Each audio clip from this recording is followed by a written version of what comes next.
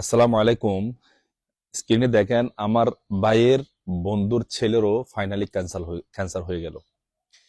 আমি আপনাদের প্লিজ হাত জোর করতেছি, বিশেষ করে মা বাবাদেরকে হাত জোর করতেছি। বর্তমানে আপনার আশেপাশে দোকানের মধ্যে যে খাবারগুলো আসতেছে, যে চিপস বলেন, যে জুস বলেন, যে আইসক্রিম বলেন, মানে any kind of kids food, এগুলা সব আপনার ছেলেকে শেষ করে দিবে। ভাই দেখেন, আমাদের বডিটা এখন পরিপূর্ণ, আমাদের বডি সহ্য করতে পারে না, আমাদেরই ক্যান্সার হয়ে যাচ্ছে। বাচ্চাদের বডি পার্টস গুলো নরম থাকে, এগুলো এখন পরিপূর্ণভাবে গঠিত হয় নাই, কিডনি পরিপূর্ণভাবে গঠিত হয় নাই, লিভার পরিপূর্ণভাবে গঠিত হয় নাই, হার্ট পরিপূর্ণভাবে গঠিত হয় নাই, ব্লাড সেল পরিপূর্ণভাবে গঠিত হয় নাই। তো তাদেরকে তো অ্যাটাকটা বেশি করবে। কি হয় ভাই, আপনার সন্তানকে আপনি বাসার খাবার খাওয়ান না রে ভাই, কেন তাদেরকে বাইরের খাবার খাওয়াইতেছেন? হ্যাঁ, ছোট ছোট বাচ্চাদের যে পরিমাণ ক্যান্সার হচ্ছে, এই যে এখন এই যে মোজাম্মেল ভাইয়ের ছেলে যে ক্যান্সার হয়েছে, মোজাম্মেল ভাই নিজে ফানা হয়ে যাবে। ফানা মানে তো বুঝেনি, হ্যাঁ, রাস্তায় রাস্তায় চলে আসবে, রাস্তায় চলে আসবে। এই ছেলের ক্যান্সারের ট্রিটমেন্ট করাতে গিয়ে রাস্তায় পর্যন্ত চলে আসতেছে মানুষ। হাজার হাজার কোটি কোটি মানুষ আপনার ফকির হয়ে যাচ্ছে এই শুধু ট্রিটমেন্ট করাতে গিয়ে।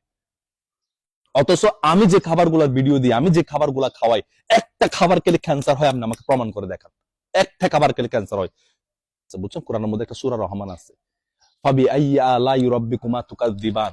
এই যে একটা আয়াত আছে, এটার বাংলা অর্থ হচ্ছে আমরা আল্লাহর কোন কোন নিয়ামতকে অস্বীকার করব। ওই সূরা রহমানের মধ্যে আল্লাহর সমস্ত নিয়ামতের কি করছে, বর্ণনা করছে। ওয়াত্তিন ওয়াজ জাইতুন ওয়া রুম্মান, আল্লাহ রুম্মানের কসম করে, তিন ফলের কসম করে, জাইতুন ফলের কসম করে। আল্লাহ তো বিরিয়ানির কসম করে না রে ভাই, আল্লাহ সিঙ্গারের কসম করে নাই তো। আল্লাহ অস্বাস্থ্যকর যেগুলো মডিফাই খাবার বর্তমান জেনারেশন আমাদেরকে দিতেছে, বর্তমান পরিস্থিতি আমাদেরকে দিতেছে, এগুলোর কসম তো আল্লাহ করে নাই রে ভাই। তো কেন আপনারা ন্যাচারাল খাবার খাইতে পারতেছেন না? আমি খাইতেছি না রে ভাই। প্রয়োজন সারাদিন আমি ভাত খামু, প্রয়োজন ঘরের মধ্যে বসে ভাত তরকারি খামু, অন্য কোনো কিছু যদি খাবার না থাকে প্রয়োজন আমি ভাত তরকারি খাবো, তারপরে বলবো ভাই ঘরের খাবার খান। অ্যাটলিস্ট আপনার খাবারটাকে আপনি সরিষার তেল বা অলিভ অয়েল, যাদের সামর্থ্য আছে তারা অবশ্যই অলিভ অয়েল তেল দিয়ে বানাবেন। অ্যাটলিস্ট ভাই তেলটা আপনি বর্জন করুন, অস্বাস্থ্যকর তেলটা বর্জন করুন। সবজি খান, এই যে শীতকাল আসছে ভাই, বেশি বেশি সবজি খান না রে ভাই। এতগুলা সবজি দিয়ে এতগুলা ভাত খান। বাংলাদেশে তো সবজি সস্তা, এখানে তো অনেক এক্সপেন্সিভ ভাই। আমরা দামের ঠেলায় আমরা সবজি খাইতে পারি না, সবজির থেকে এখানে মাংস সস্তা। আপনারা কেন খাইতেছেন না? সল্টি সবজি খান, গামলা ভর্তি ভর্তি সবজি খান, বিভিন্ন ধরনের শীতকালীন সবজি। এই যে আমি 17 তারিখ দেশে যাব, দেশে গেলে আপনারা দেখবেন গামলা ভর্তি ভর্তি সবজি খাবো, জম্মের সবজি খাবো আমি।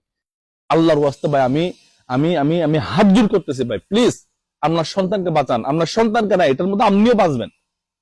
এই সন্তানের ট্রিটমেন্ট করাতে গিয়ে আপনি একদম একদম একদম সর্বশান্ত হয়ে যাবেন। আপনি কেন এই ভুলগুলা করতেছেন জেনে শুনে?